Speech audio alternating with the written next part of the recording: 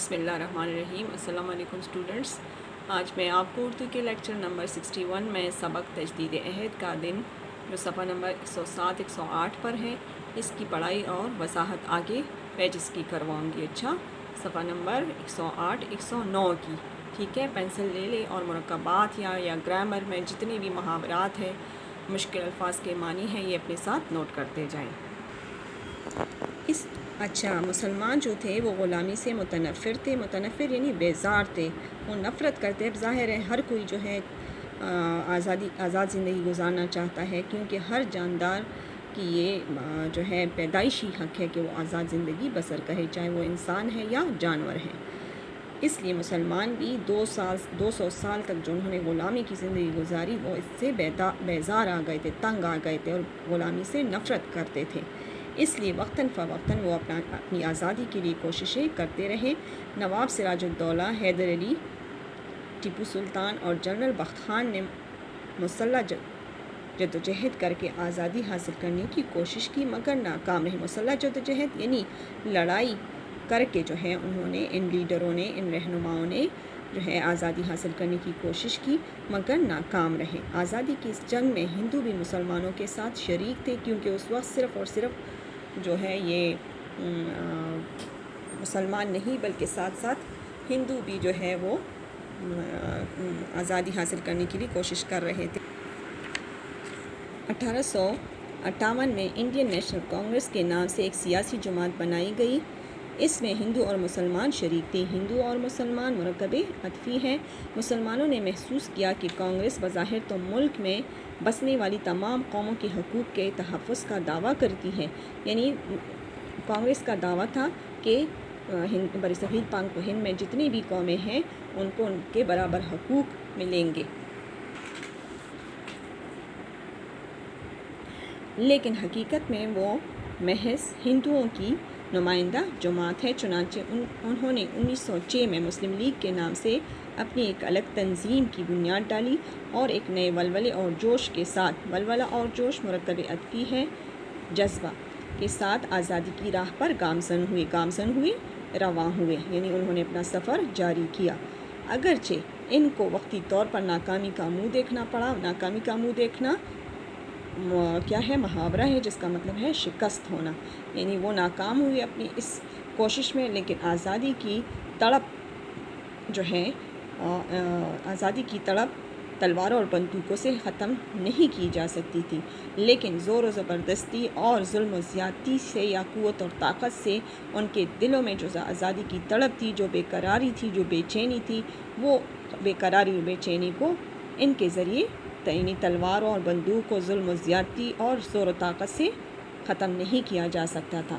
وقار نے ایک بار پھر پوچھا کہ مسلمانوں کے جذب آزادی کو دبانے کے بعد تو مسلمان بہت کمزور ہو گئے ہوں گے، پھر پاکستان کیسے وجود میں آیا؟ وقار کے ذہن میں سوال آیا کہ جذب آزادی کا جذبہ مرکب اضافی ہے۔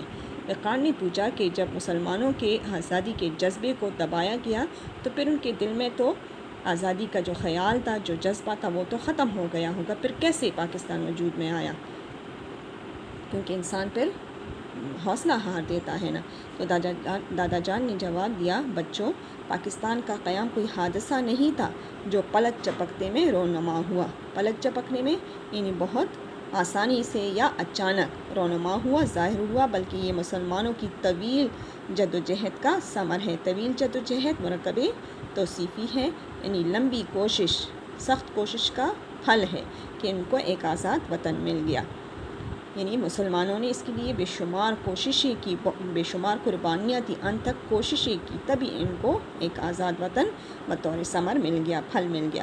ہندوستان کے مسلمانوں نے اپنی دین، ثقافت اور اسلامی تعلیمات کے مطابق زندگی گزارنے کے لیے بے شمار قربانیاں دے کر یہ وطن حاصل کیا۔ دادا جان جب 23 مارچ کی وضاحت کر رہے تھے تو ایک سوال نے کافی دیر سے وقار کے ذہن میں ہلچل مچائی ہوئی تھی۔ ہلچل مچانا محاورہ ہے جس کا مطلب ہے بے چینی۔ بلا آخر اس نے حیرت سے پوچھا، یعنی جب دادا جان 23 مارچ کے بارے میں بتا رہے تھے تو وقار کے ذہن میں ایک سوال جو ہے بے چینی پیدا کر رہا تھا اس کے ذہن میں، تو اس نے پوچھ ہی لیا کہ دادا جان، پاکستان تو 14 اگست کو بنا ہے، پھر ہم 23 مارچ کو یوم پاکستان کیوں مناتے ہیں؟ بہت اچھا سوال کیا تھا وقار نے۔ یقیناً آپ لوگوں کے ذہن میں بھی یہ خیال آیا ہوگا کہ جب 14 اگست کو بنا ہے تو 23 مارچ کیوں مناتے ہیں؟ سویرا نے بھی یہی سوال دہرایا تو دادا جان نے ان کو بتایا کہ دنیا میں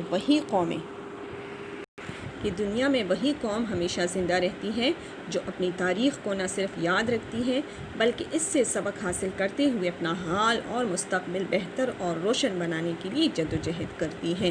یعنی یہ دن ان مسلمانوں کی تاریخ میں بہت اہمیت کا حامل ہے، اور جو قوم جو ہے اپنی تاریخ کی جو ہے یاد رکھتی ہے، سنہری تاریخ کو یاد رکھتی ہے، اور تو اس تاریخ سے ہی وہ اپنا حال اور مستقبل بہتر بناتے ہیں، روشن بناتے ہیں، اور اس کے لیے کوشش بھی کرتے ہیں۔ 23 مارچ کا دن ہماری تاریخ کے ایک اہم دن ہے۔ اس روز آل انڈیا مسلم لیگ کا سالانہ اجلاس منٹو پارک لاہور میں ہوا تھا۔ انڈرلائن کرے اس کو۔ اس جلسے میں الگ وطن کے لیے قرارداد پیش کی گئی تھی، یعنی منظوری دی گئی تھی، جسے قرارداد پاکستان کے نام سے یاد کیا جاتا ہے۔ اس قرارداد کو بڑی اکثریت سے منظور کیا گیا، یعنی بہت زیادہ لوگوں نے اس کو منظور کیا۔ قیام پاکستان کا قیام مرکب اضافی ہے کے لیے عملی جدوجہد کا آغاز کیا، اور اس کے بعد جو ہے پھر پاکستان کے حصول کے لیے لوگوں نے عملی طور پر کوشش کی، اور صرف 7 سال کے عرصے میں پاکستان کا قیام عمل میں لایا گیا، یعنی ان کا مطالبہ اس دن جو ہے منظور کیا گیا تھا ایک الگ وطن کے لیے۔ پھر لوگوں نے اس کے حصول کے لیے مسلمانوں نے کوشش جاری رکھی۔ اس البم میں آپ دونوں نے اس تاریخی جلسے کی تصویریں دیکھی جو منٹو پارک میں منعقد ہوا، جسے بعد میں اقبال پارک کا نام دیا گیا۔ منٹو پارک اس وقت نام تھا اور بعد میں اس کو اقبال پارک کا نام دیا گیا، اور اب اس تاریخی واقعے کی یادگار کے طور پر اس میدان میں مینار پاکستان بھی تعمیر کیا گیا ہے۔ یقیناً آپ میں سے بہت سے اسٹوڈنٹس نے جو ہے مینار پاکستان لاہور جو گئے ہیں تو انہوں نے مینار پاکستان دیکھا ہوگا۔ دراصل یہ وہی مقام ہے جہاں پہ یہ قرارداد منظور کی گئی تھی۔ یہ تفصیل سن کر وقار بہت جذباتی انداز میں کہنے لگا، واقعی یہ تاریخ ساز دن تو تاریخ ساز کیا ہے؟ ساز اس میں لاحقہ ہے۔ اچھا، یعنی یہ تاریخ بنانے والا دن جو ہے تو ہمارے لیے بہت اہمیت رکھتا ہے۔ گویا ہمیں یہ دن شایان شان طریقے سے منانا چاہیے، شان و شوکت سے منانا چاہیے۔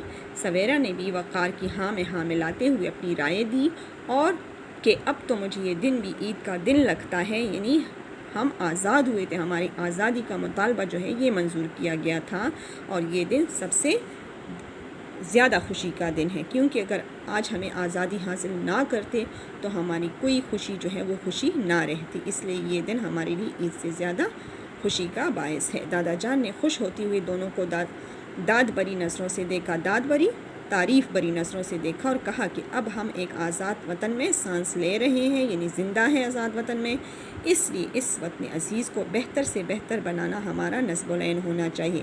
وطن عزیز، پیارا وطن، پیارا ملک مرکب توصیفی ہے۔ بہتر سے بہتر یعنی اچھے سے اچھا، نصب العین خاص مقصد ہمارا یہ ہونا چاہیے کہ ہم اپنے ملک کو جو ہے پیارے وطن کو، پیارے ملک کو اچھے سے اچھا اور بہتر سے بہتر بنانے کے لیے کوشش کریں۔